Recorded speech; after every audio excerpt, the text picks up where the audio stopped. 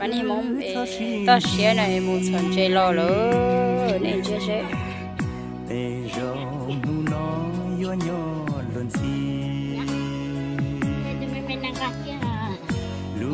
tiền liền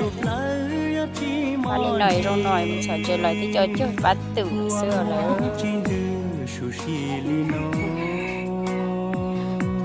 anh ta lại thì tiền liền